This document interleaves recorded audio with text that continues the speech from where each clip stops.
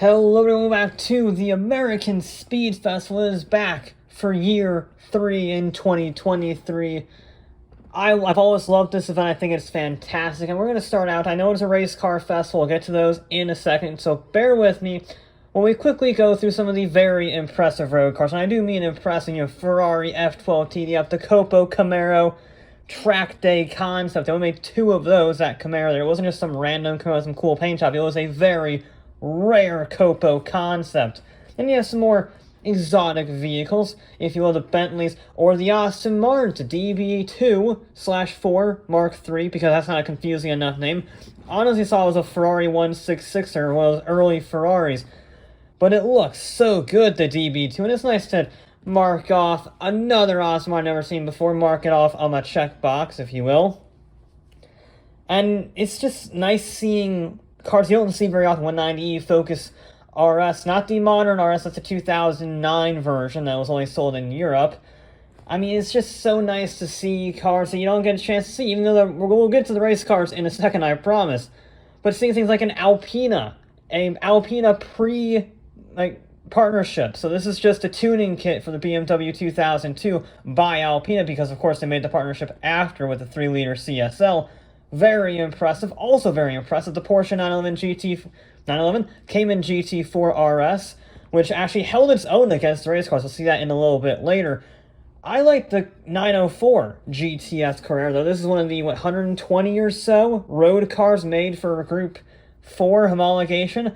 Very impressive to see that. You don't see a road-legal 904 very often. Unfortunately, the Miscellaneous SN was the only one to actually go racing, but I'm not going to complain about that.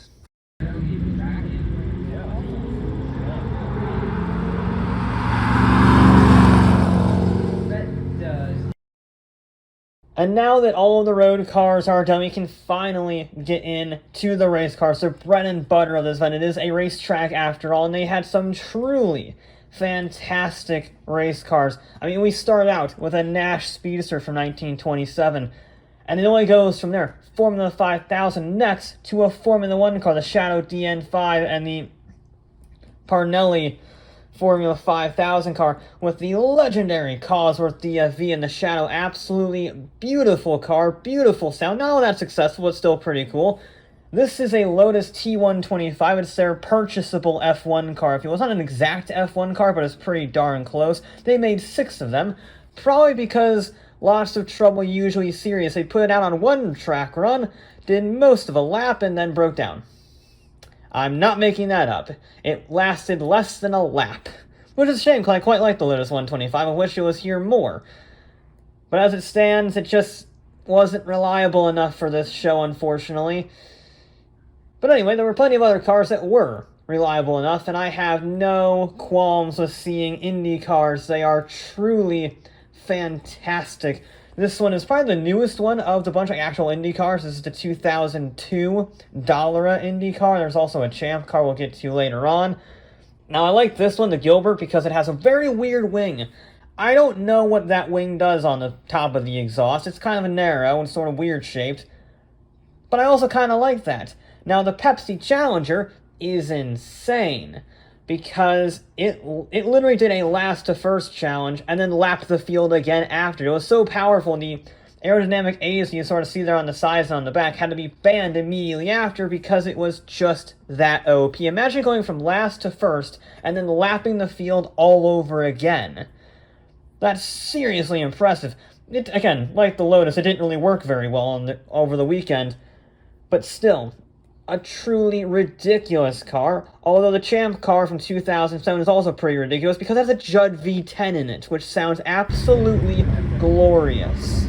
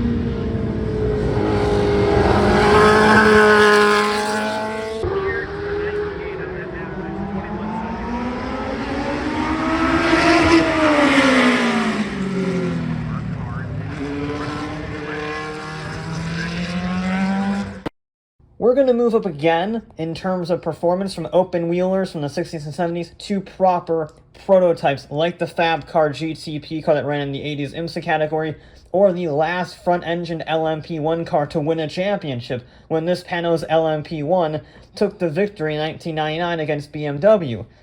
I just wish they ran the prototypes more, because the Panos didn't run and this didn't run.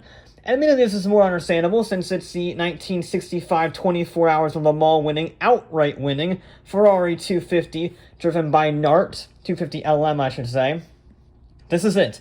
This is the actual number 21 winner. That's something I never thought of. See, seeing a 250 is pretty rare. Seeing a 250 LM is even rare, and seeing the winning, the last Ferrari to win Le Mans until 2023, that's something I never thought I would see in my entire life, except maybe going to the Le Mans Museum if I ever bothered to go. It's a legendary car with a legendary story. It's also a bit of a reunion because this Ford GT Roadster is the only Ford GT Roadster to ever compete at Le Mans when it raced in 1965, and it may very well be that this is the first time since Le Mans in 1965 that these two cars have been in the same place at the same time. And unlike the Ferrari, which did not run on the course, the Ford did. I wish they at least did a parade lap, because I'm not completely well versed in both of these cars' histories, but this might be the first time in, 60 years that these vehicles have been in the same place at the same time, and that is a truly special event.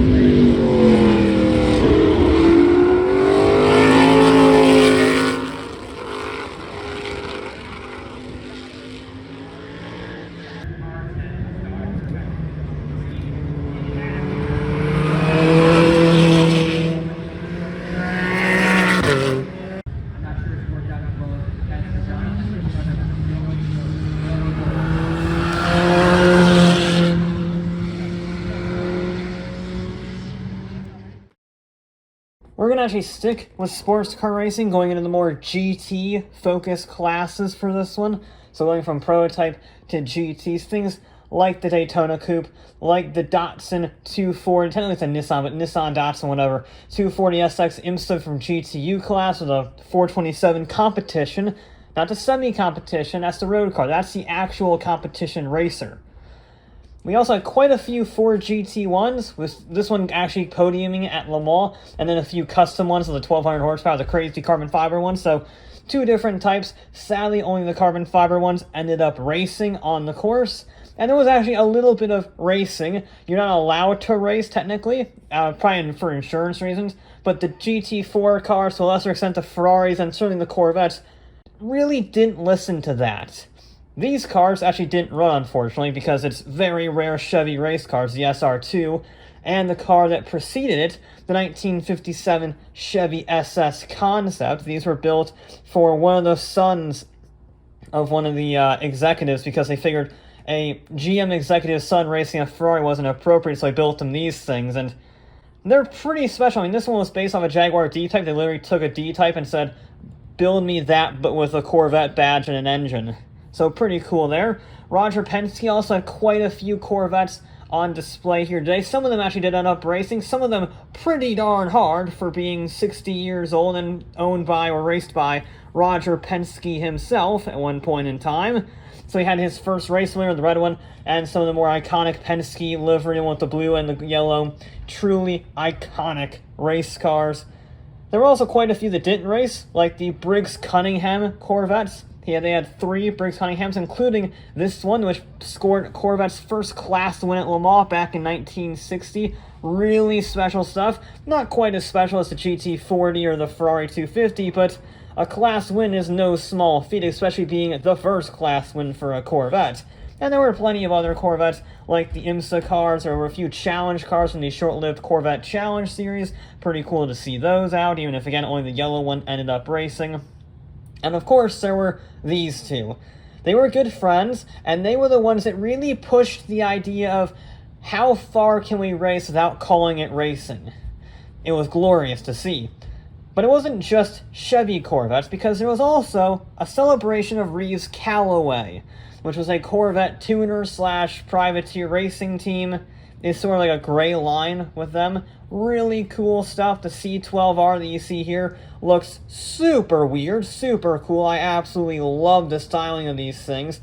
We had a few of his normal Corvettes, so we'll get to those in a second, but these things from the early 2000s and mid-1990s are truly bizarre and special to behold. I absolutely love them. I wish they worked. They were so unreliable they might as well have been Italian this weekend. But when they did work, and they could be driven under their own power to photo shoots and whatnot, they were phenomenal. They just look so different than anything else I've seen from America, certainly from Chevrolet. And that one almost looks more like a Jaguar up front and a Corvette in the back. Very cool stuff. There are also a few GT4 cars. These are Corvette Z06s. This is the first concept Corvette racer made in decades, and it later became this, which is a pretty neat thing, seeing the concept and then the actual race car that it spawned years later. And yeah, there were lots of Callaways, and a lot of them, when they worked, went racing.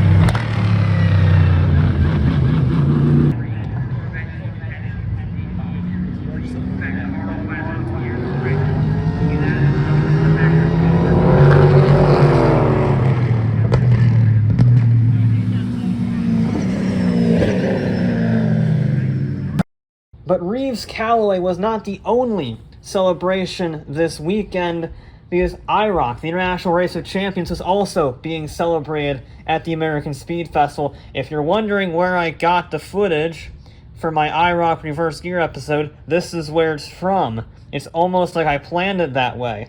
And we had all sorts of championship-winning cars. Al Unser's, Mario Andretti's, Dale Earnhardt's, various IROC racers, and they're just super cool. We'll get to the last IROC racer in a second, because that's even more cool. But these things, one, sound ridiculous. They're brutal, these Camaros. We didn't get to see the Porsche on the side or the Dodge actually run, unfortunately. But the Camaros sounded just monstrous. They were brutal machines. But this is probably the most special of them all, because it's a Porsche RSR driven by Mark Donohue. In fact, it was driven to his last ever race win before his tragic death in 1975. And it is the first ever IROC champion from 1973. It's the only Porsche to compete in IROC, because they stopped the partnership after 1 year. But seeing Mark Donohue's IROC championship winning car, the first IROC champion and the last Donohue car to win, that is truly special.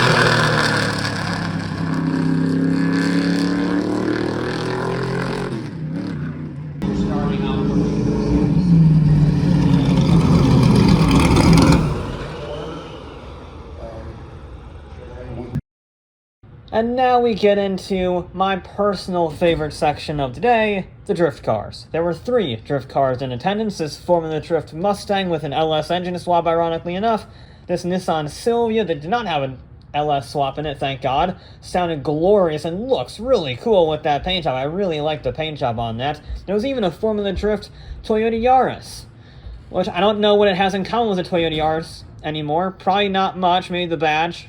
Really nice to see those things, and they're absolutely mental.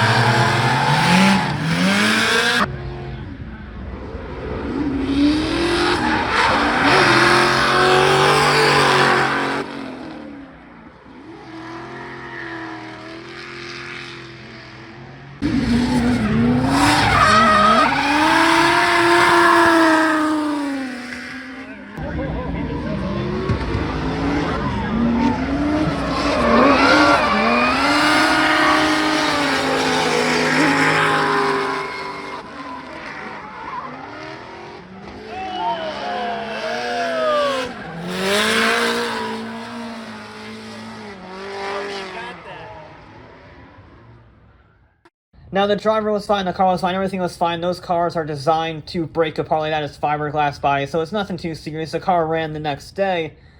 But the drifting was definitely more reserved on the second day after the accident, and they did have to do quite a lot of cleanup after the accident, so that's why you have this middle section here, where they're just sort of hooning about in the infield, which is proper good fun, and a nice distraction to pass the time.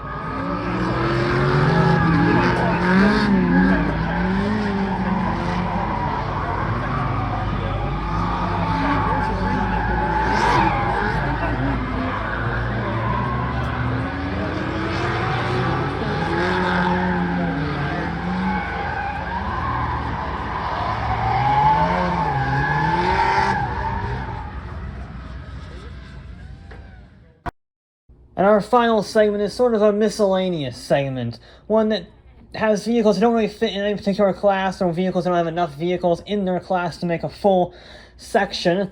You know, rally cars like the Team O'Neill Ford Fiestas, or the Plymouth Arrow SCCA rally car, which is kind of cool, but it's basically a rebadged Mitsubishi Lancer. So kind of fitting this rally car, even though I had no idea it even existed, or that there even was a badge-engineered Lancer from Plymouth, of all people. There you go. Sadly, they didn't run, though. I mean, the Fiestas ran, but the Plymouth didn't, the Radical didn't, the Rush didn't. None of them really did. One that did run, though, very quickly, so quickly to set the lap record, is the Stodiker. Beat the record by almost by a second, I think.